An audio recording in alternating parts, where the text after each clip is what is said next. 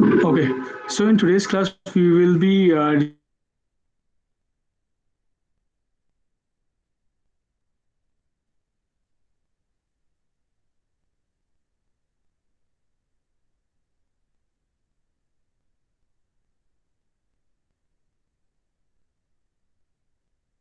discussing the properties of concrete, right?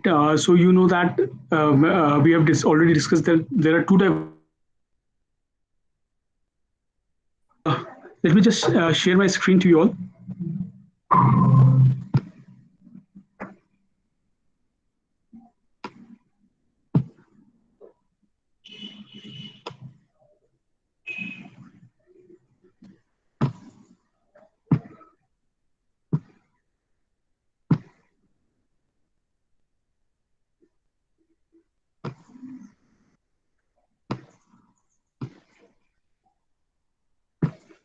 Yes. So can you see this slide, properties of fresh concrete? Any one of you can just Yes, sir. respond. Okay. Okay, thank you.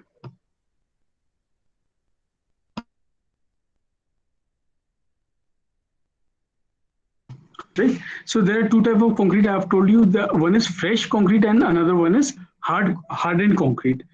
ठीक है, तो एक ही करके discuss करते हैं क्या properties होती हैं. सो what is a fresh concrete. मैंने बताया था आपको, फ्रेश कंक्रीट आप किसको बोलते हो, ग्रीन कंक्रीट को भी, ग्रीन कंक्रीट भी बोला जाता है. ठीक है. So the concrete has completely different properties when it is in plastic stage and when it is in hardened. ठीक है, तो दोनों में अलग अलग प्रॉपर्टीज होती है. जब वो प्लास्टिक स्टेज में, plastic stage means that it is a fresh concrete. ठीक है, मतलब ये उसको आप मोल्ड कर सकते हो. ठीक है, उसमें वर्केबिलिटी है. और हार्ड एंड कंडीशन क्या होगी, जब वो अपनी स्ट्रेंथ को अचीव कर लेगा पूरे के पूरे. ठीक है. सो दोनों फॉर्म्स में डिफरेंट प्रॉपर्टीज शो करता है concrete. So the plastic stage it is also known as green concrete, ये हमने पहले डिस्कस किया था. It is also known as, और fresh concrete also you can call it. ठीक है. So what are the properties of green concrete. अब ये इंपॉर्टेंट हो जाता है. देखिए चार टर्म्स यहाँ पे लिखे हुए हैं. These four terms are very important. इनका मतलब आप लोग बहुत अच्छे से समझ लीजिएगा, बिकॉज आगे भी आप लोगों को इस ये टर्म्स हर जगह पे यूज होंगे. ठीक है. So first one is the workability. So what is workability, the ease with which concrete can be fully compacted without segregation and bleeding. See, workability आप किस चीज को बोलेंगे कि कितनी ईज से आप कंक्रीट के साथ वर्क कर सकते हो एक्चुअली. ठीक है, उसको कितने इजीली आप कॉम्पैक्ट कर सकते हो. ठीक है, उसको कितनी इजीली आप ट्रांसपोर्ट कर सकते हो, उसको बोलते हो उसकी वर्केबिलिटी होना. ठीक है. तो वर्केबिलिटी को आप एक तरीके से इस तरीके से भी समझ सकते हो कि मान लो आपने कंक्रीट का मिक्स बनाया. ठीक है, कंक्रीट का आपने मिक्स बनाया. एक आपका मिक्स है जो बहुत हार्ड है. ठीक है. और एक मिक्स है आपका जो बहुत फ्लो हो जाता है, बिल्कुल बिल्कुल ही फ्लोइंग कंडीशन में. और एक आपका है जो थोड़ा सा सेट कंडीशन में और प्रॉपर कंडीशन में. ठीक है. तो इस तरीके से आप वर्केबिलिटी निकालोगे कि कौन सा ज्यादा वर्केबल है. ठीक है. तो आप ऐसा भी नहीं चाहोगे कि बिल्कुल फ्लोइंग कंडीशन में हो, ऐसा भी नहीं चाहोगे कि बिल्कुल हार्ड हो जाए. आप चाहोगे कि एक वर्केबल कंडीशन हो. ठीक है, तो उस चीज को बोलते हैं वर्केबिलिटी. ठीक है. सो compacted without segregation and bleeding. See, segregation and bleeding are two different terms. अभी नीचे हम लोग इसको डिस्कस करेंगे. ठीक है, क्या चीज होती है. सो वर्केबिलिटी किस पे डिपेंड करती है. सबसे इंपॉर्टेंट टर्म है, हमेशा याद रखिएगा, the quantity of water. Water कितना डाला है उसमें. ग्रेडिंग, एग्रीगेट की ग्रेडिंग क्या है. Shape and percentage of aggregate, किस तरीके का शेप है एग्रीगेट्स का और कितना परसेंटेज एग्रीगेट हमने डाला है, उस पर वर्केबिलिटी डिपेंड करती है. ठीक है. कम डाले हैं एग्रीगेट्स तो वर्केबिलिटी अलग हो जाएगी.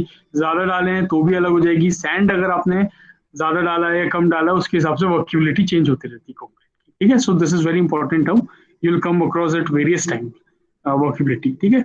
Next is segregation. अब देखिए सेग्रीगेशन क्या होता है. सेग्रीगेट मतलब हटा देना या फिर उसको रिमूव कर देना. ठीक है, इस टर्म का मतलब होता है. तो सेग्रीगेशन का क्या मतलब है. Separation of course particles. Course particles क्या है, बेसिकली एग्रीगेट है हमारे. तो ये जब सेग्रीगेट हो जाते हैं ना ग्रीन कंक्रीट से, तो उसको बोलते हैं सेग्रीगेशन. ठीक है, मतलब आपका जो एक मान लीजिए कंक्रीट है. ठीक है, वो आपका अलग हो जा रहा है. आई मीन कंक्रीट का जो फाइनर पार्टिकल्स हैं, जो फाइनर जो उसका आप एक लेमन लैंग्वेज में बोल लीजिए, जो मसाला है उसका. ठीक है, वो अलग हो जा रहा है और जो कोर्स एग्रीगेट्स हैं वो अलग हो जा रहे हैं. तो उस टर्म को हम बोलेंगे सेग्रीगेशन. तो ये भी नहीं होना चाहिए. ठीक है, there should not be segregation. तो ये इस टर्म को भी आप ध्यान में रखेंगे, सेग्रीगेशन. ये किसकी वजह से होता है. It happens due to deficient quantity of fine particles. अगर आपके फाइन पार्टिकल्स कम हो, मतलब सैंड कम हो, या फिर आपने कंक्रीट को बहुत ऊपर हाइट से फेंका हो नीचे, है ना, प्लेस करते समय आपने, मैंने बताया था आपको प्रॉपर प्लेसिंग के लिए एक हाइट होती है, उससे ज्यादा हाइट से आप नहीं कंक्रीट को प्लेस कर सकते हो, तो उस समय भी ये सेग्रीगेशन हो सकता है अगर आपने वो प्रॉपर हाइट मेंटेन नहीं की है। ठीक है, इसके क्या क्या रिजल्ट होते हैं? Cohesiveness lost. जो कोहेसिवनेस क्या होता है? चिपचिपापन, जिसकी वजह से वो सारे के सारे को एक संग बाइंड करके रखता है। ठीक है, वो रिमूव हो जाएगा, और हनी कॉम्बिंग टाइप का स्ट्रक्चर आपको मिलेगा। हनी कॉम्बिंग कल मैंने आपको एक्सप्लेन किया। ठीक है, and ultimately it will result in the loss of strength. सबसे इंपॉर्टेंट क्या है इसमें? अगर सेग्रीगेशन हो जाएगा तो आपका कंक्रीट की स्ट्रेंथ में भी लॉस हो जाएगा। ठीक है, so these are two terms, workability, segregation. Third term is bleeding. See, bleeding क्या चीज है? ब्लीडिंग में क्या होता है कि कभी कभी कंक्रीट को जो आप कॉम्पैक्ट कर रहे होते हो, ठीक है, तो उसकी सरफेस पे पानी आने लगता है ऊपर की तरफ। ठीक है, the appearance of water along with cement particle on the surface. ठीक है, तो सीमेंट पार्टिकल के संग वाटर जो है ग्रेइश कलर का, वो सरफेस पे आने लगता है, उसको बोलते हैं ब्लीडिंग। ठीक है, इस टर्म को याद रखिएगा। इट हैपेंस ड्यू टू, किसकी वजह से होता है? एक्सेसिव क्वांटिटी ऑफ वाटर, या तो आपने पानी बहुत ज्यादा यूज किया हुआ है, और ड्यू टू एक्सेसिव कॉम्पैक्शन, या फिर आपने उसको जरूरत से ज्यादा कॉम्पैक्ट कर दिया कंक्रीट को। ठीक है, तो भी ब्लीडिंग हो सकती है। तो उस टर्म को बोलते हैं bleeding. Results in pore and weak concrete. इसका क्या रिजल्ट होगा? अगर ब्लीडिंग होगी तो उसमें पोर्स होंगे और बहुत वीक कंक्रीट मिलेगा। पोर्स समझते हैं आप? पोर्स क्या होता है, कोई बता सकता है?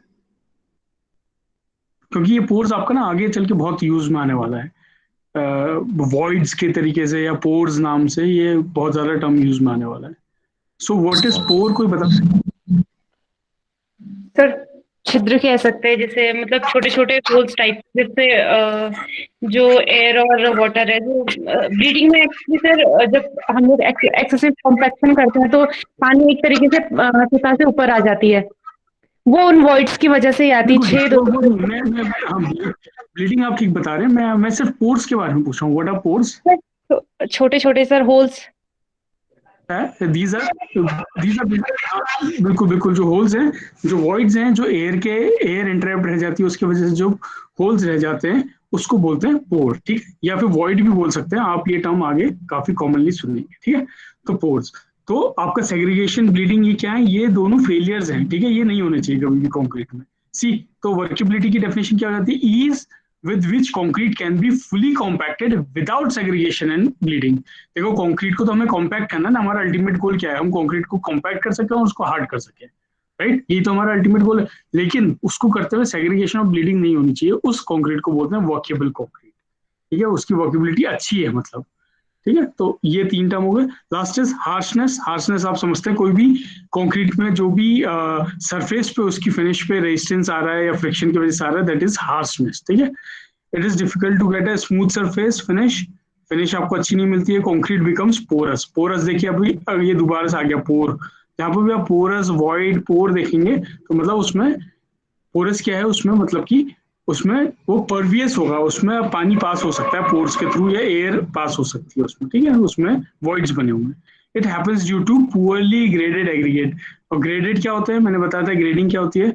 हम लोगों को प्रॉपरली ग्रेडेड एग्रीगेट यूज करना पड़ता है ताकि हम लोगों को एक वर्केबल और एक अच्छी कंसिस्टेंसी का कंक्रीट मिल सके। ठीक है, तो पुअरली ग्रेडेड एग्रीगेट होंगे, और लेस फाइन एग्रीगेट्स, और लेस सीमेंट मोर्टार, ये इसकी वजह से हो सकता है।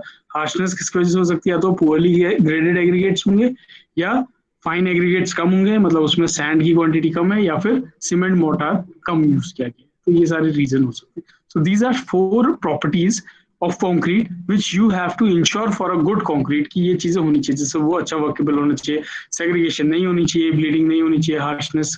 ठीक है, इस तरीके से आप लोग देखोगे कि फ्रेश कंक्रीट की क्या क्या प्रॉपर्टीज होती है। तो ये 4 प्रॉपर्टीज हमने डिस्कस की। उसी तरीके से नेक्स्ट टॉपिक आता है properties of a harden concrete. अब हार्डन कंक्रीट क्या है? मतलब जो सेट हो चुका है, राइट?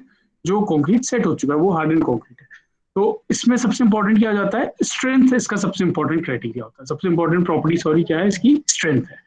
तो मैंने आपको बताया था compressive strength of 150 mm cube at 28 days. ठीक है, वो आपकी क्या कहलाती है? कंप्रेसिव स्ट्रेंथ कहलाती है। आप क्या करते हो? 150 mm के 3 क्यूब बनाते हो, उनको सीटीएम में, कंपैक्शन टेस्टिंग मशीन में आप लोग टेस्ट करते हो, सीटीएम में आप लोग टेस्ट करते हो उसको।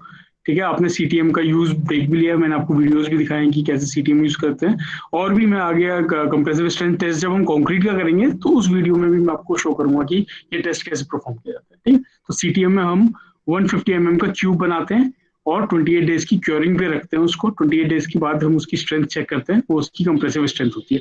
मतलब 3 ट्यूब इसलिए बनाते हैं कि तीनों का एवरेज ले लें ताकि, ठीक है, वो उसकी कंप्रेसिव स्ट्रेंथ। ठीक है, दूसरी प्रॉपर्टी क्या हो सकती है, रेजिस्टेंस टू वेयर।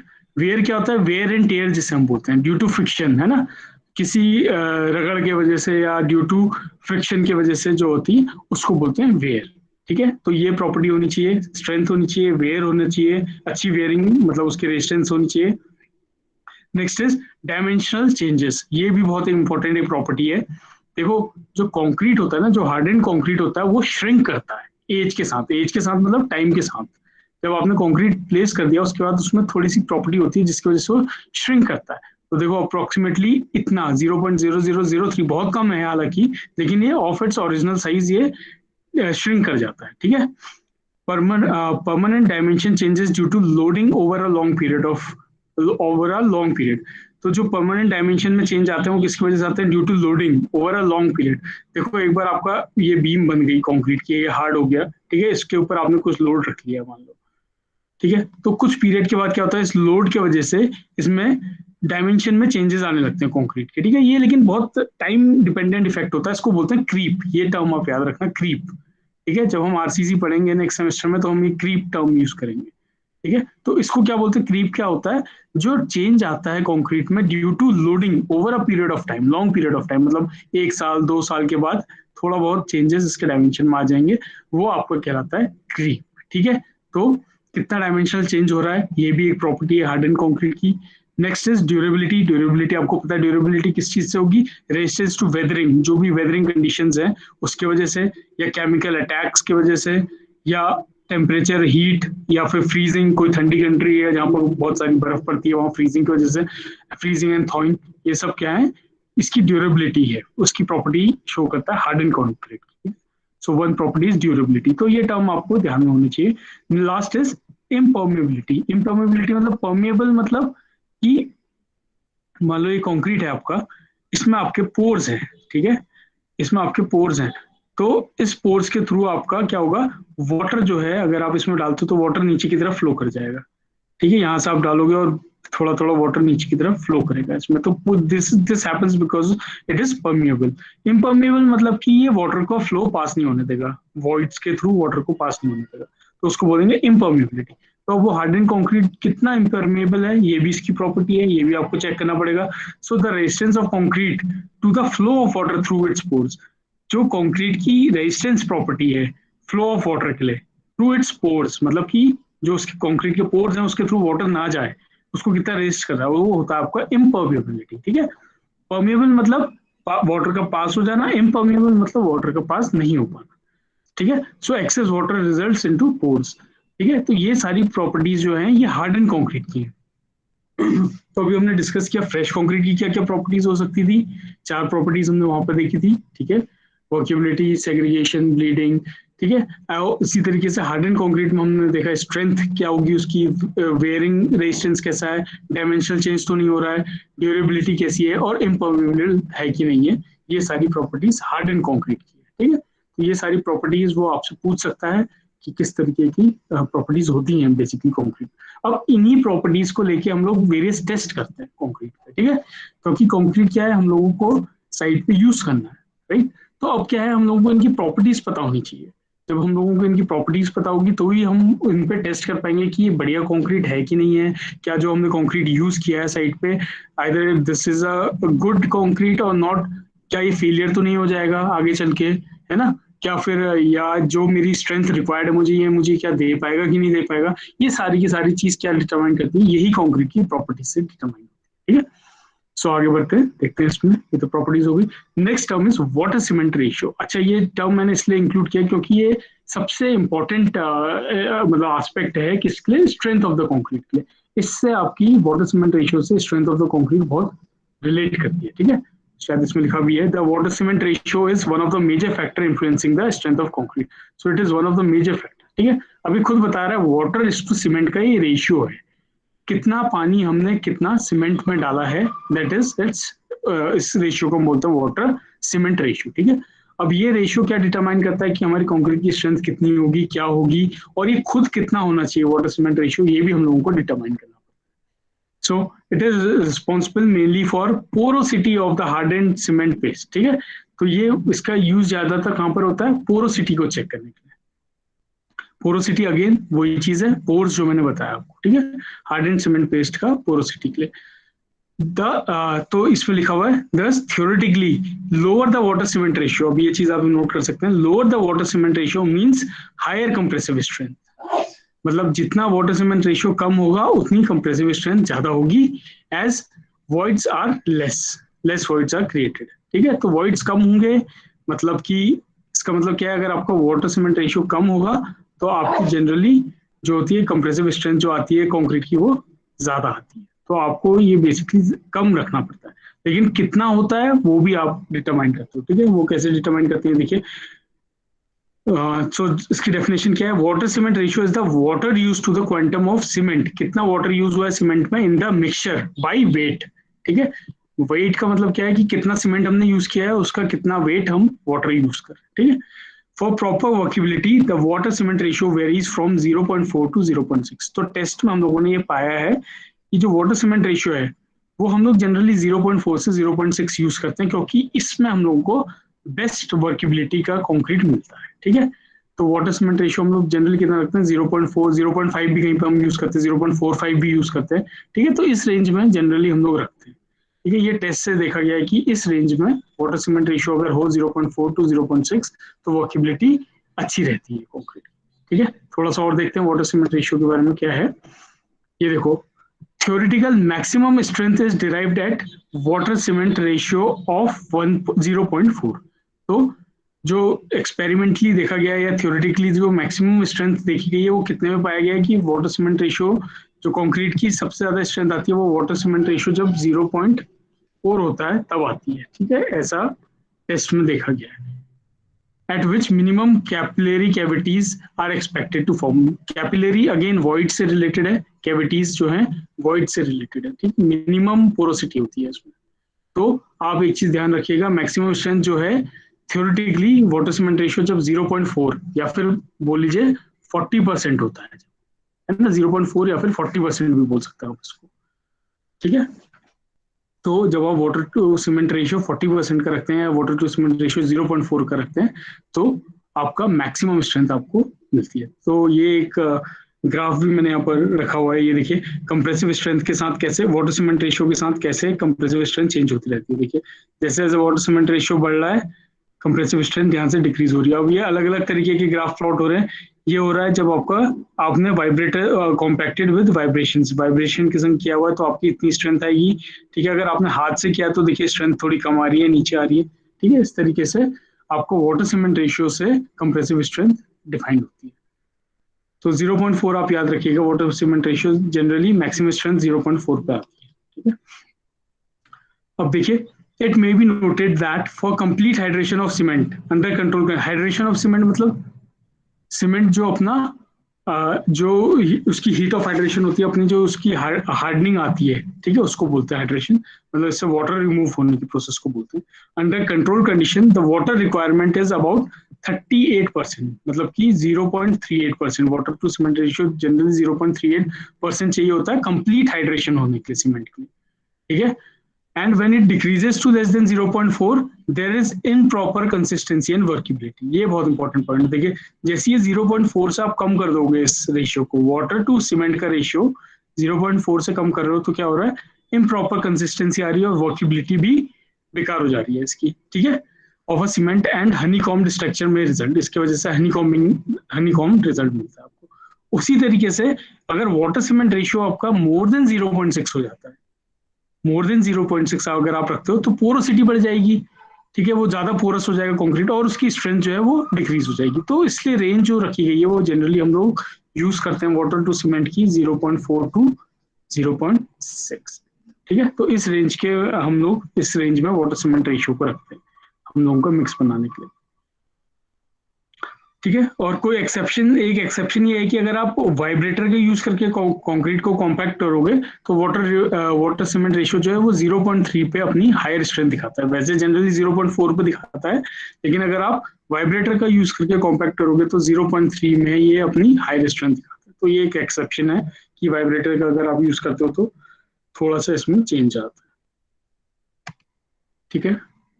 ये अब्राहम लॉ है, ये भी यही चीज बताता है। इन्होंने एक रिलेशन दिया था, ये एक रिलेशन इन्होंने दिया जिसमें कि आपका स्ट्रेंथ ऑफ कंक्रीट निकाला है कि वो स्ट्रेंथ ऑफ कंक्रीट कैसे वाटर सीमेंट रेशियो पे डिपेंड करता है। तो S is your strength of concrete in 28 days, ये स्ट्रेंथ है आपकी। ये ए और बी जो है आपका ये कांस्टेंट है, ए और बी कांस्टेंट है, और एक्स जो यहाँ पर दिख रहा है, this x is your water cement ratio. ठीक है। तो ये एक रिलेशन अब्राहम लॉ में इन्होंने दिया था कि कैसे वाटर सीमेंट रेशियो डिपेंड करता है, क्या स्ट्रेंथ ऑफ कंक्रीट कैसे डिपेंड करती है।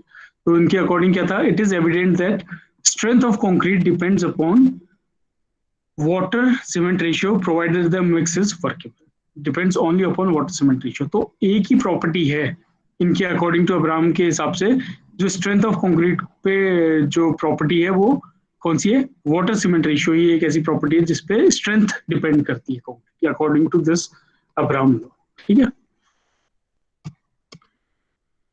अब नेक्स्ट आते हैं हम लोग टेस्ट ऑन कंक्रीट। तो अब देखिए मैंने बताया था जैसे प्रॉपर्टीज होती हैं हम लोगों को कंक्रीट टेस्ट करना पड़ता है। ठीक है। कंक्रीट का टेस्ट क्यों करना पड़ता है, तो बता सकता है कि कंक्रीट का टेस्ट क्यों होता है और कैसे होता है। मतलब चलिए कैसे तो हम लोग आगे देखेंगे, बट कंक्रीट का टेस्ट हम कर क्यों रहे हैं, व्हाट इज द यूज।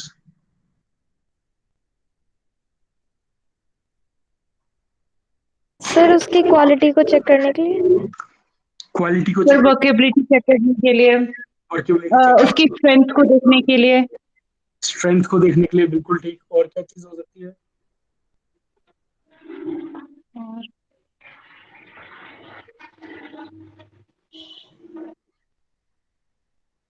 चलिए ये आप लोगों ने ठीक बताया जितनी चीजें बताई। ठीक है। उस पर और ऐड ऑन हम लोग करेंगे इसमें टेस्ट ऑन कंक्रीट में, हम लोग सारे टेस्ट और वेरियस टेस्ट देखेंगे। लेकिन इंपॉर्टेंट चीज क्या है देखिए इसमें, मैंने अभी आपको दो चीज बताई थी। एक बताया था ना आपको फ्रेश कंक्रीट, फ्रेश कंक्रीट क्या होता है, जो वेट कंक्रीट है, या फिर आप इसको ग्रीन कंक्रीट भी बोल सकते हो। ठीक है। One is your green concrete and दूसरे है आपका हार्ड एंड कंक्रीट। ठीक है। तो दो तरीके के कंक्रीट हैं, तो अलग अलग टेस्ट होते हैं। जो फ्रेश कंक्रीट है, ग्रीन कंक्रीट है, उसमें आपका जो सबसे इंपॉर्टेंट टेस्ट होता है वो होता है वर्केबिलिटी का टेस्ट। ठीक है। कि कंक्रीट कितना वर्केबल है। और वर्केबिलिटी की क्या डेफिनेशन बताई थी मैंने, the ease which with which it can be used या फिर प्लेस्ड और ट्रांसपोर्टेड, उसको हम बोलते हैं वर्केबिलिटी। कितनी ईज के साथ हम उसके साथ काम कर सकते हैं, दैट इज वर्केबिलिटी। सो जो ग्रीन कंक्रीट है उसमें सबसे इंपॉर्टेंट टेस्ट क्या है, वर्केबिलिटी टेस्ट। ठीक है। अभी वर्केबिलिटी के भी कई सारे टेस्ट होते हैं, मतलब वर्केबिलिटी तो एक प्रॉपर्टी है, राइट, वर्केबिलिटी प्रॉपर्टी है मैंने बताया था। तो इस वर्केबिलिटी को कैसे हम फाइंड कर सकते हैं, उसके कई सारे टेस्ट हैं, ये हम लोग डिस्कस करेंगे। उसी तरीके से हार्ड एंड कंक्रीट, मतलब जो कंक्रीट सेट हो गया उसके भी कुछ टेस्ट हैं। उसमें कुछ इंपॉर्टेंट टेस्ट हैं, जो है compaction test, sorry compression test जो सीटीएम में हम लोग करते हैं, फ्लेक्चर टेस्ट, ठीक है, बेंडिंग का टेस्ट होता है, स्प्लिट टेंसाइल टेस्ट कि कैसे भी बोलते हैं कॉमन टर्म में, एनडीटी। ठीक है। एनडीटी ये बहुत कॉमन होता है एनडीटी। नॉन डिस्ट्रक्टिव मतलब कि ये जब स्ट्रक्चर बन जाता है उसके बाद इसकी टेस्टिंग की जाती है। और नॉन डिस्ट्रक्टिव का मतलब क्या है, आप इसमें डिस्ट्रक्शन नहीं करते हो, बस इसमें आप चेक करते हो। चलिए आगे देखेंगे, जब हम इस पर पहुंचेंगे तब इसको आगे डिस्कस करेंगे। ठीक है। तो आज के लिए फिलहाल का जो टॉपिक हम लोग रख रहे हैं वो वर्केबिलिटी के टेस्ट रख रहे हैं। ठीक है। Of a fresh concrete, hard and concrete हम लोग नेक्स्ट क्लास में डिस्कस कर लेंगे। फिलहाल आज के लिए जो आज की क्लास है उसमें हम सिर्फ ये देखेंगे कि वर्केबिलिटी के कौन कौन से टेस्ट होते हैं। और वर्केबिलिटी किस चीज की देखी जाती है, ओनली फ्रेश कंक्रीट की, या फिर ग्रीन कंक्रीट की, या फिर वेट कंक्रीट। ठीक है। तो आज का ये लास्ट टॉपिक रहेगा, वर्केबिलिटी के कौन कौन से टेस्ट हैं, लेट अस सी, वो डिस्कस कर लेते हैं हम लोग। फिर ये हार्ड एंड कंक्रीट के जितने टेस्ट हैं ये नेक्स्ट क्लास का टॉपिक रखेंगे। ठीक है। सो वर्केबिलिटी के टेस्ट देख लेते हैं। देखिए these are the various test जो कि वर्केबिलिटी को मेजर करते हैं। तो first is your slump cone test. ठीक है। स्लम्प टेस्ट भी इसको बोलते हैं। दूसरा आपका कॉम्पैक्शन फैक्टर टेस्ट। तीसरा है V V B consistometer test. ठीक है। ये सारे नाम आपको ध्यान रखने हैं। और फिर है कैली वॉल टेस्ट और फ्लो टेबल टेस्ट। ठीक है, इनमें से मतलब ये बेसिकली ये स्लम टेस्ट और कॉम्पैक्शन फैक्टर टेस्ट ज्यादातर यूज होता है साइट पे, स्लम कोन टेस्ट ज्यादा यूज होता है, कॉम्पैक्शन फैक्टर टेस्ट लैब वगैरह में हम लोग यूज करते हैं। ठीक है, वीबी टेस्ट, कंसिस्टोमीटर टेस्ट, ये भी लैब वगैरह में यूज होता है, फ्लो टेबल टेस्ट भी यूज होता है। जनरली हम लोग ये सारे टेस्ट हैं, ये 1 2 3 4 5 टेस्ट जो बेसिकली हैं, ये किसके लिए हैं? वर्केबिलिटी को चेक करने के लिए। ठीक है, इनमें से सबसे कॉमन टेस्ट जो फील्ड में यूज होता है वो स्लम कोन टेस्ट है, और कॉम्पैक्शन फैक्टर टेस्ट वगैरह भी काफी कॉमन टेस्ट हैं, ये भी किए जाते हैं जनरली, है ना। बट स्लम कोन टेस्ट क्या होता है कि हम लोग साइट पे इसको ज्यादातर यूज करते हैं जहां पर हम लोगों को कंक्रीट को प्लेस करना। ठीक है, तो एक एक करके देख लेते हैं कैसे वर्केबिलिटी टेस्ट करते हैं। मेरे ख्याल से इसमें से 2 या 3 टेस्ट हम लोग इसमें से में भी सारे टेस्ट डिस्कस कर लेंगे इसमें। ठीक है, छोटे छोटे ही है, कुछ ज्यादा नहीं है। तो first let us start with slump cone test. ठीक है, अभी नाम बता रहा है स्लम कोन टेस्ट। ठीक है, अब मैं इसमें आप लोग देखिए इसमें क्या होता है। This test is one of the most extensively use test all over the world. तो कंक्रीट में सबसे ज्यादा जो फ्रेश कंक्रीट की मैं बात कर रहा हूँ, वर्केबिलिटी निकालने के लिए जो सबसे ज्यादा टेस्ट यूज होता है वो होता है स्लम कोन टेस्ट। ठीक है, जब हम लोग भी साइट पे हुआ करते थे तो कंक्रीट की वर्केबिलिटी चेक की जाती थी बिफोर प्लेसिंग। मतलब कंक्रीट कभी भी प्लेस होना होता है ना, आप लोगों ने देखा होगा कि कंक्रीट जब साइट पे आता है तो ट्रक में भर के आते हैं बहुत सारे, वो आरएमसी वाले ट्रक होते हैं ना, रेडी मिक्स कंक्रीट आता है उसमें बन के, है ना। तो आप कैसे पता लगाओगे कि यार ये कंक्रीट में यूज करूं कि नहीं करूं? तो आप वहां पर क्या करते हो, उस ट्रक से थोड़ा सा कंक्रीट निकलवा देते हो और उस पर आप परफॉर्म करते हो स्लम कोन टेस्ट वहीं पर ही ऑन द साइट। ठीक है, उससे आप पता लगाते हो कि क्या मेरी वर्केबिलिटी जितनी मुझे चाहिए इस काम को करने के लिए वो है कि नहीं है, एडिक्वेट है कि नहीं है। ठीक है, उससे आप पता लगाते हो कि ये टेस्ट कौन सा टेस्ट करते हो, स्लम कोन टेस्ट। ठीक है, तो ये बहुत कॉमन टेस्ट है, हम लोगों ने भी साइट पे काफी ये टेस्ट किया हुआ है। तो इससे हम लोग उसकी वर्केबिलिटी निकालते थे, वहीं पर ही हम लोग उस कंक्रीट को पास करते थे या उसको रिजेक्ट कर देते थे कि यार ये सही नहीं है, इसकी वर्केबिलिटी आप ठीक करो, है ना, इसमें कुछ और आप करो कि ये वर्केबल बन पाए। ठीक है, तो इस तरीके से आपको इन द साइट जब आप काम कर रहे होते हो ऑन साइट पे तो आप उनको ये सारी चीजें इंश्योर करनी पड़ती हैं। ठीक है, तो इस टेस्ट में क्या होता है, इस टेस्ट का सेटअप मैं आपको पहले फोटोज के थ्रू दिखा देता हूँ, मे बी नेक्स्ट स्लाइड में मैंने इसको डाला हुआ है। तो इसका जो डायमेंशन है वो क्या है, bottom diameter 200 mm, top diameter 100 mm और हाइट 300 mm है। ठीक है, ये इसका ये देखिए ये है स्लम कोन। इसको स्लम कोन क्यों बोला जाता है? क्योंकि एक तो एक कोन की शेप का होता है। ठीक है, और इसमें आपको स्लम्प निकालना होता है। स्लम्प क्या होता है वो मैं अभी आपको बताता हूँ। आप ये देख लीजिए इसका जो ये जो डायमेंशन है ये 200 mm का है टॉप का, बॉटम 300 mm का है। ठीक है, और इसकी जो हाइट होती है वो भी, सॉरी ये थोड़ा तो अच्छा हो गया, कोई बात नहीं, वो भी 300 mm।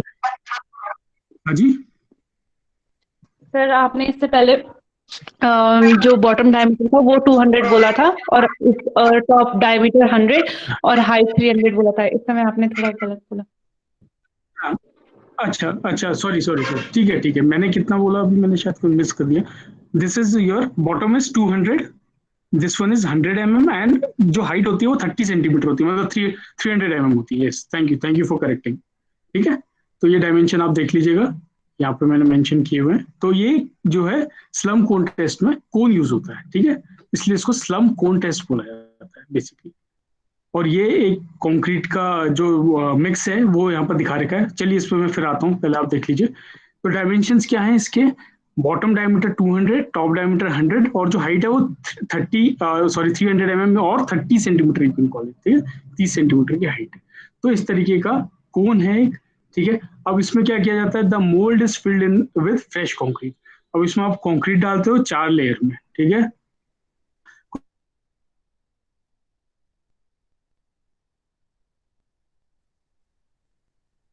ट्वेंटी 25 स्ट्रोक्स की। ठीक है, टैंपिंग रॉड से। तो आप क्या कर रहे हो बेसिकली, इसमें आप डाल रहे हो 4 लेयर में। ठीक है, इसमें आप फिल करोगे फ्रेश कंक्रीट को, आप फिल करोगे, उसमें टैंपिंग करोगे और उसको फिल करते रहोगे। ठीक है, इस तरीके से इसको फिल किया जाता है।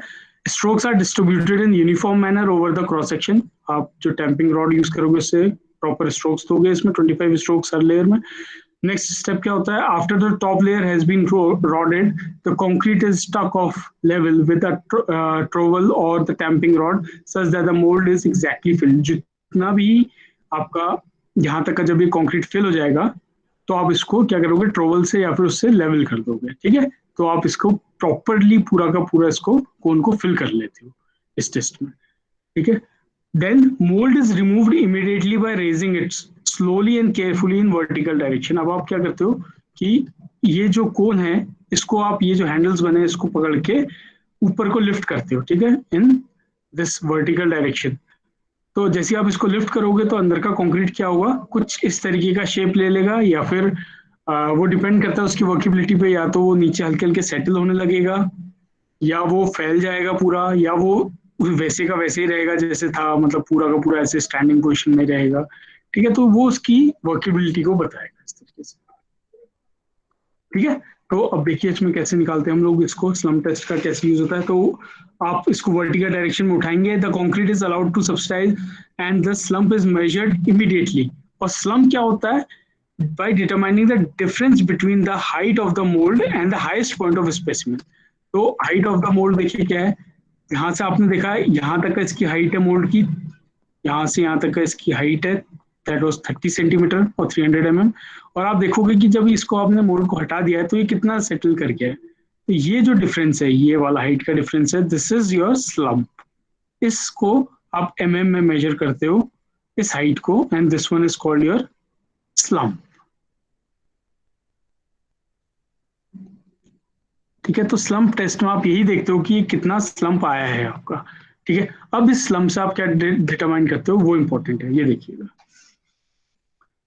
Slump measured is recorded in terms of millimetres of subsidence of the specimen. कितने मिलीमीटर्स में वो स्लम्प आया है वो आप मेजर कर लेते हो, ये मैंने आपको बताया। So this is your setup. अब देखिए इसको आप कैसे कर सकते हो, पहले देखिए आप टाइप कौन कौन से स्लम्प किस टाइप के हो सकते हैं। एक तो ये होता है, आपने जैसे ही उसको उठाया, मोल्ड को उठाया, तो ये इस तरीके का शेप ले लेगा, ठीक है। ये इसका ओरिजिनल शेप है और ये अब ये इस तरीके का हो गया, इसको बोलते हैं आप ट्रू स्लम्प, ठीक है। उसी तरीके से जीरो स्लम्प मतलब होता है कि आपका वो बिल्कुल भी सेटल नहीं हुआ, ठीक है, वो जैसे का तैसा खड़ा रहेगा, ठीक है। मतलब वो आपने जब मोल्ड हटा दिया उसके बाद भी जो कंक्रीट है, फ्रेश कंक्रीट है, वो उसी शेप में रहेगा, ठीक है। तीसरा आपका कोलैप्स स्लम्प, उसमें क्या होता है, जैसे आपने मोल्ड को हटाया इसमें सारा का सारा आपका ये कोलैप्स हो गया, मतलब नीचे गिर गया, फ्लो हो गया, मतलब ये ज्यादा इसकी प्रॉपर्टी जो है कुछ इस तरीके की है, ये बिल्कुल भी स्टैंड नहीं कर पाया और ये फ्लो हो गया, ठीक है। और एक होता है शेयर स्लम्प, वो होता है जिसमें नो डिस्प्लेसमेंट, मतलब इसमें हाफ साइड से आपका गिरने लगता है और हाफ साइड से स्टैंडिंग रहता है, ठीक है। इसको शेयर स्लम्प बोलते हैं इस तरीके का। तो जनरली हम लोग इस तरीके के स्लम्प देखते हैं। ये जितने 4 टाइप के यहाँ पर दिखा रखे हैं, जनरली ये 4 टाइप के स्लम्प हम लोगों को देखने को मिलते हैं in the slump test. Slump आप लोग निकालते कैसे हो, तो मैंने आपको बताया था, उसका मेजर आप ले लेते हो कि कितना यहाँ से लेके यहाँ तक का स्लम्प आया है, दैट इज इन आप कंसिडर करते हो, ठीक है। अब उसको आप इंटरप्रेट कैसे करोगे, इस तरीके से आप उसको इंटरप्रेट करते हो, ठीक है। अब उसमें क्या है, देखिए type of slump for various work. अब हर एक काम के लिए अलग अलग टाइप का स्लम्प चाहिए होता है, मतलब वर्केबिलिटी चाहिए होती है। अब इसको आप इस तरीके से समझ सकते हो कि आपको एक बहुत डीप फाउंडेशन डालनी है, ठीक है, जहाँ कंक्रीट जाना थोड़ा मुश्किल है और उसको नीचे सेट होना बहुत मुश्किल है। तो आप क्या करते हो, उसमें ज्यादा वर्केबिलिटी का कंक्रीट डालते हो, ठीक है। थोड़ा पतला कंक्रीट डालोगे ताकि वो अंदर तक चला जाए, और उसको फिर बाद में वाइब्रेटर डाल के उसको सेट कर दोगे, उसको कॉम्पैक्शन ले आओगे, ठीक है। और तो उस काम में आपको उस तरीके की जरूरत है। बट आपको कुछ ऐसे भी काम होते हैं, मान लीजिए कहीं पर आपको फ्लोर डालना है जहाँ पर आपको बहुत डीप नहीं डालना है, तो आपको वहाँ पर हार्ड कॉन्क्रीट चाहिए थोड़ा, मतलब वर्केबिलिटी उसकी ज्यादा नहीं होनी चाहिए, मतलब वो ज्यादा ना फैले, है ना।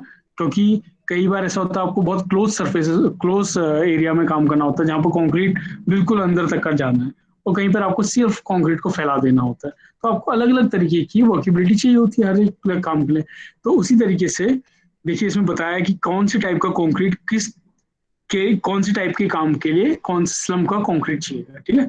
सो if you are going for a road construction, अगर आप रोड कंस्ट्रक्शन कर रहे हो कंक्रीट से, तो आपका जो स्लम्प है वो जो एक्सेप्टेबल है वो कितना है, 20 से 40 mm तक का ही होना चाहिए, ठीक है। इतना ही, मतलब 20 से 40 mm का स्लम्प, मतलब जो ये बताया था मैंने, ये वाला, ये जो है ये 20 से 40 mm के बीच में ही होना चाहिए, उससे ज्यादा का नहीं होना चाहिए, ठीक है। इसको बोलते हैं स्लम्प, जो ओरिजिनल इसकी हाइट थी और जो मोल्ड को हटाने के बाद रह गई है, दैट इज योर स्लम्प, ठीक है। तो ये वैल्यू आप देख लोगे, 30 mm है, 40 mm है, कितना mm आ रहा है, आप चेक कर लोगे।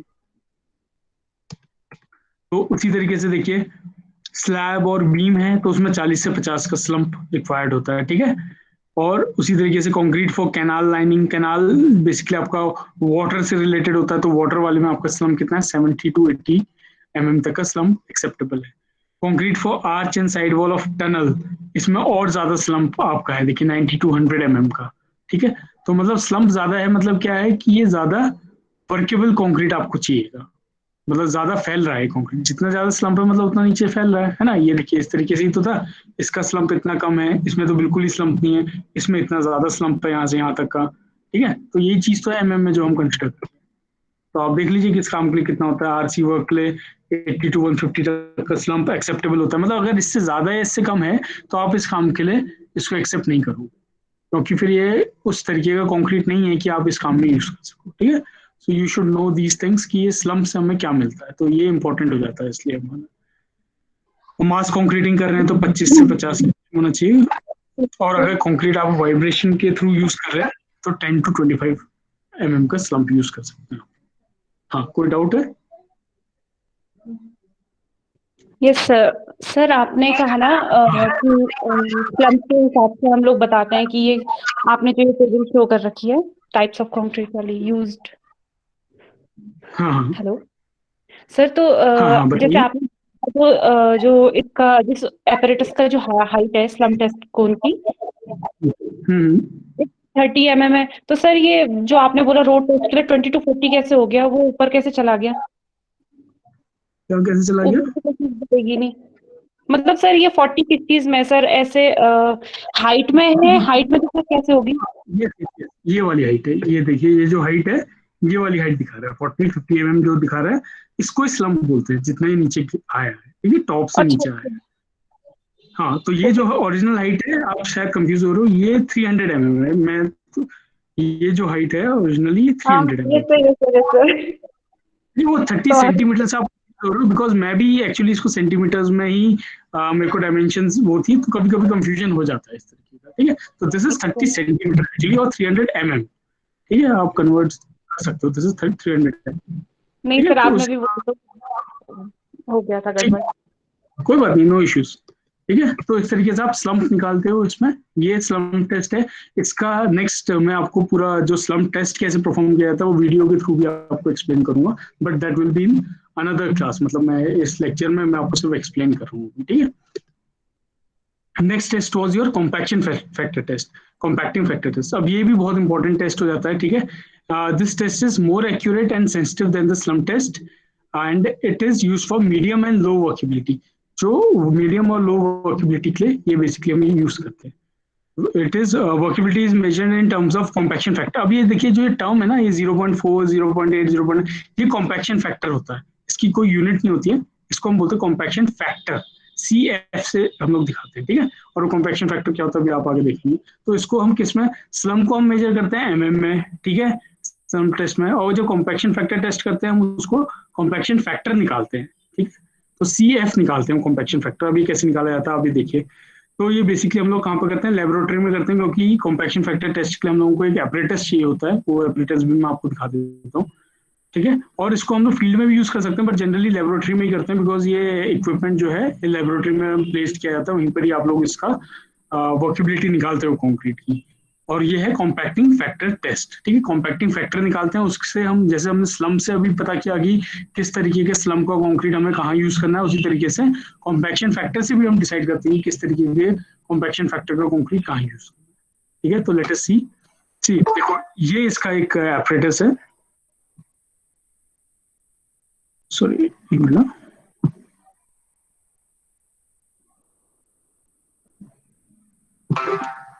करेक्ट।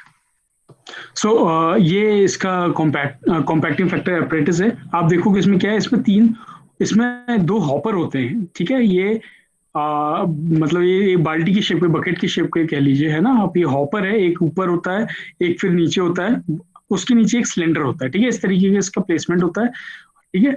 और इनके नीचे डोर लगे होते हैं जिनको आप खोल सकते हो, इससे आप खोलोगे कंक्रीट इसमें गिरता है, इससे खोलोगे कंक्रीट इसमें गिरता है, ठीक है। इस तरीके की कुछ प्रोसेस होती है इसमें, मैं आपको बताता हूँ इसमें। तो ये एक एपरेटस है जिससे आप कॉम्पैक्टिंग फैक्टर निकालते हो, ठीक है। अब देखो कैसे किया जाता है। Sample of concrete to be tested is place gently in the upper hopper and level. सबसे पहले आप अपर हॉपर में फिल करते हो और उसको लेवल करते हो, ठीक है। फिर उसके बाद क्या करते हो, trap door is open and allow the concrete to fall into the lower hopper. इसके बाद क्या है, कंक्रीट जो आपका है वो लोअर हॉपर में, यहाँ से जो है वो नीचे गिरता है, लोअर हॉपर में, इस वाले हॉपर में गिरेगा, ठीक है। और फिर आप क्या करते हो, concrete which has sticked in the upper hopper at side is gently pushed into the lower one में डाला जाता है। फिर जो ट्रैप डोर है लोअर हॉपर का, वो भी आप क्या करते हो, ओपन करते हो, और कंक्रीट किस में गिरता है, उसके बाद सिलेंडर में गिरता है। इस वाले से फिर अब जब आप इस डोर को ओपन करोगे तो कंक्रीट कहाँ गिर रहा है, सिलेंडर, जो सिलेंड्रिकल पोर्शन है इसमें गिर रहा है, इस पार्ट में गिरता है, ठीक है। Excess of concrete remaining of the level of top it should be cut and removed. उसको आप सिलेंडर में फिल कर देते हो पूरी तरीके से, ठीक है। तो अब आप इसमें कॉम्पैक्शन फैक्टर कैसे निकालते हो। The weight of the concrete in the cylinder is determined which is known as weight of partially compacted concrete. देखिए यहाँ से गिरा, इस पे गिरा, फिर इससे इस पे गिरा, तो जो जितना इस पे गिरा उसको आपने रिमूव कर दिया, इस यहाँ तक का जितना आपका कंक्रीट गिरा है, ठीक है। तो ये क्या, अभी आपने इसमें कॉम्पैक्शन नहीं दिया है, ये सिर्फ गिरा है ऊपर से, ठीक है, इसको कॉम्पैक्ट नहीं किया है। एक तो आप इसका वेट निकाल लोगे सिलेंडर के साथ कि कितना वेट आ रहा है कंक्रीट का, ठीक है। और दूसरा आप क्या करते हो, entire concrete is filled in cylinder, और इस सिलेंडर में दोबारा से आप कंक्रीट भरते हो और उसको पूरा का पूरा फिल कर देते हो, टैंपिंग करके। टैंपिंग मतलब ब्लोज देते हो उसमें टैंपिंग रॉड से, और इसको पूरा का पूरा फिल करके इसका वेट नाप लेते हो। तो आपके सब दो तरीके के वेट हो गए। एक तो वेट वो है जो डायरेक्टली इन हॉपर के थ्रू गिरने के बाद मिला था आपको, और एक वेट वो वाले सिलेंडर का जो आपने कॉम्पैक्ट करने के बाद निकाला। तो दो वेट आपको मिल गए, one is wait of partially compacted concrete और दूसरा है weight of fully compacted concrete, ठीक है। तो यही दोनों चीज को आपको मेजर करनी होती है, कितना वेट आ रहा है। और नेक्स्ट जो होता है कॉम्पैक्टिंग फैक्टर होता है, वो क्या होता है, it is defined as the ratio of the weight of the partially compacted concrete. मतलब जो ऊपर से गिरा था उस कंक्रीट का, जब वो ऊपर से गिरा था सिलेंडर में, तो कितना सिलेंडर का वेट था, वो वेट आपको निकालना है, divided by the mass of fully compacted concrete. मतलब कि जो आपने खुद टैंपिंग रॉड से उसको पूरा का पूरा कॉम्पैक्ट किया है, उसका मास निकालना है। तो ऑफकोर्स दोनों के मास में डिफरेंस आएगा, ये मास ज्यादा आएगा क्योंकि ये फुली कॉम्पैक्टेड है, ये कम आएगा। तो ये हमेशा 1 से कम ही आना चाहिए कॉम्पैक्शन फैक्टर। तो इट विल बी लाइक 0.4, 0.69, 0.9, ठीक है, इस तरीके का ये आएगा कॉम्पैक्शन फैक्टर। तो उस फैक्टर को आप बोलते हैं कॉम्पैक्शन फैक्टर, ठीक है। इस तरीके से आप निकालते हैं mass of partially compacted concrete to mass of fully compacted concrete. But आपको इसमें क्या चाहिए होता है, ये apparatus चाहिए होता है, ठीक है। कॉम्पैक्टिंग फैक्टर apparatus हम लोगों को चाहिए होता है। तो ये बेसिकली लैब में हम लोग इस टेस्ट को करते हैं। तो आप इससे निकाल सकते हो, आप इससे क्या इन्फ्लुएंस निकाल सकते हो, अगर कॉम्पैक्टिंग फैक्टर आपका 0.85 आ रहा है तो वो उसकी वर्केबिलिटी थोड़ा कम है, और 0.92 आ रहा है मतलब उसकी वर्केबिलिटी ज्यादा है, और अगर 0.95 आ रहा है तो वो ज्यादा और ज्यादा वर्केबल है। मतलब कि जैसे जैसे कॉम्पैक्टिंग फैक्टर बढ़ते रहता है वैसे वैसे वर्केबिलिटी बढ़ती रहती है कंक्रीट की, ठीक है। वर्केबिलिटी का मतलब क्या था, कितनी ईज के साथ हम उस कंक्रीट के साथ काम कर सकते हैं, या उसको प्लेस कर सकते हैं, ट्रांसपोर्ट कर सकते हैं। तो इस तरीके से आपका कॉम्पैक्टिंग फैक्टर, आई होप किसी का माइक ऑन है या कोई कुछ पूछना चाह रहा है, नहीं तो अब माइक ऑफ कर दीजिए अपना। थैंक यू, डिस्टर्बेंस आ रहा है, ओके, ठीक है। तो इस तरीके से आप कॉम्पैक्टिंग फैक्टर से भी आप निकाल सकते हो कि क्या कंक्रीट की वर्केबिलिटी रहने वाली है, right. Now next test is your VB test. देखिए ये दो इंपॉर्टेंट है टेस्ट जो मैंने बताया आपको, कॉम्पैक्टिंग फैक्टर टेस्ट और स्लम्प टेस्ट, ये दो सबसे ज्यादा यूज होते हैं, ठीक है। फिर एक आपका वीबी कंसिस्टोमीटर टेस्ट आता है, ये भी आप लोग लैब में करते हो उसको। तो इट डिटरमाइंस द टाइम, ये क्या होता है, टाइम के फॉर्म में होता है, ठीक है। स्लम्प टेस्ट में था, कॉम्पैक्टिंग फैक्टर टेस्ट जो था वो CF मतलब फैक्टर में था, 0.something वो फैक्टर था, उसकी कोई यूनिट नहीं थी। लेकिन जो वीबी कंसिस्टोमीटर टेस्ट है ये टाइम की यूनिट में आता है, ठीक है। It determines the time required for transforming vibration a concrete specimen in the shape of a conical frustum into a cylinder, ठीक है। तो कितना टाइम लग रहा है वो टाइम आप निकालते हो वीबी कंसिस्टोमीटर में। इसके अभी मैं आपको एक डायग्राम दिखाता हूँ, ठीक है। इस तरीके का होता है, ये सेम वही वाला कोन है जो आप स्लम्प टेस्ट में यूज करते हो, बेसिकली ये सेम डायमेंशन का कोन, ठीक है। इस तरीके का एक apparatus है, इसमें ये वाइब्रेटिंग उसमें रखा जाता है, ठीक है, वीबी टेस्ट जिसे बोलते हैं. Apparatus consists of vibrator table, एक टेबल है, resting upon elastic supports, a metal pot, sheet metal cone, open at both ends and standard iron rod. ये सारे आप यहाँ पर देख सकते हो इस डायग्राम में. ये apparatus VB apparatus है बेसिकली. ठीक है. Slump test is performed in cylindrical pot of the consistometer, which is a good laboratory test to measure indirectly the workability of the concrete. ये slump test तो workability के लिए है. The slump cone is placed in cylindrical pot. यहाँ पर देखिए ये जो slump है इसको cylindrical pot में डाला जाता है. ये cylindrical pot है, ये cylindrical dimension आपको दिख रहा है. इसमें हम लोग ये slump cone को डालते हैं. ठीक है, और funnel के थ्रू concrete हम लोग पास करते हैं. ये देखिए The slump cone is placed in cylindrical pot and slump is noted. कितना slump आया है वो नोट करते हैं. Then electrical vibrator is switched on and time taken for concrete to spread out in the cylindrical pot is noted. तो vibrator on करते हैं, vibrate होगी टेबल तो वो हल्की हल्की कंक्रीट स्प्रेड होने लगेगा. और कितना सेकंड लग रहा है वर्केबिलिटी उसको हम कहते हैं वीबी डिग्री. ठीक है, तो उस सेकंड को हम लोग मेजर करते हैं वाइब्रेशन के बाद. तो ये इसकी बेसिकली यूनिट क्या आएगी, सेकंड्स में आएगी. ठीक है, तो इसकी जो बेसिकली यूनिट आती है वो सेकंड्स में आती है वीबी वाले की. तो आप देखिए comparison of values of slump cone VB and compaction factor test. ये टेबल मैंने डाल रखा है. देखिए वर्केबिलिटी क्या है, किस तरीके की है. कंक्रीट आपका बिल्कुल ड्राई है, स्टिफ है, वेरी स्टिफ है, फिर स्टिफ है, स्टिफ प्लास्टिक है, प्लास्टिक और फ्लोइंग मतलब कि बिल्कुल ही फ्लोइंग कंडीशन में है, मतलब है ना. तो वर्केबिलिटी अगर आप देखो तो स्लम्प के हिसाब से आप देखो 0 to 25 to 50, जैसे जैसे एमएम में बढ़ता जा रहा है उतना उतना इसकी वर्केबिलिटी इस तरीके की प्लास्टिक से फ्लोइंग टाइप की होती जा रही है, स्टिफ से कम होते जा रहा है. ठीक है, और कॉम्पैक्शन फैक्टर में आप देखोगे मैंने बताया था जैसे जैसे कॉम्पैक्शन फैक्टर बढ़ रहा है 0.7, 0.75, 8, 9 वैसे वैसे उसका वर्केबिलिटी बढ़ते जा रही है. तो जितनी ज्यादा होती जाएगी वो फ्लोइंग कंडीशन में आते रहेगा. जैसे जैसे 1 के करीब पहुंचेगा मतलब ये पूरा का पूरा फ्लोइंग कंडीशन में आतेगा. लेकिन वीवी टाइम में क्या होता है, इसमें उल्टा होता है.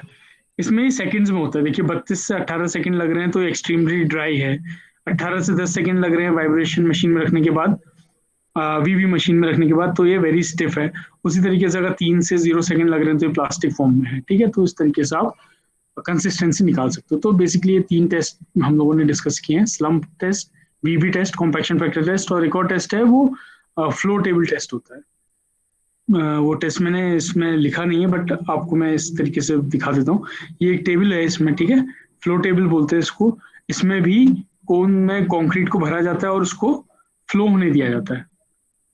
देखिए इस तरीके से फैल जाता है पूरा का पूरा कंक्रीट. ठीक है, ये ज्यादा वर्केबिलिटी के लिए होता है.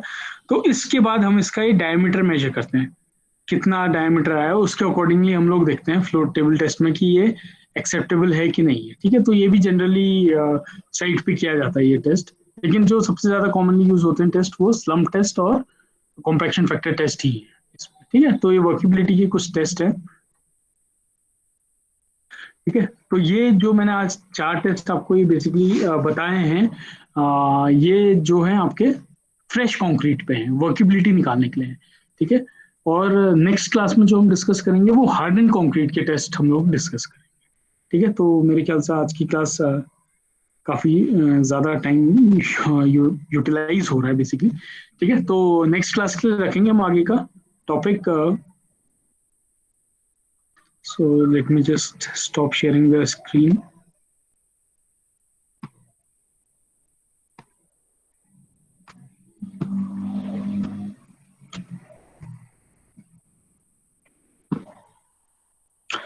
सो आई होप इतना काफी रहेगा आज के लिए. ठीक है, आज के लिए इतना रखते हैं हम लोग. आज हम लोगों ने फ्रेश कंक्रीट के प्रॉपर्टीज देखी, हार्डन कंक्रीट की प्रॉपर्टीज देखी, और हम लोगों ने बेसिकली क्या देखे, टेस्ट देखे हैं वर्केबिलिटी के. तो 4 टेस्ट हम लोगों ने आज देखे.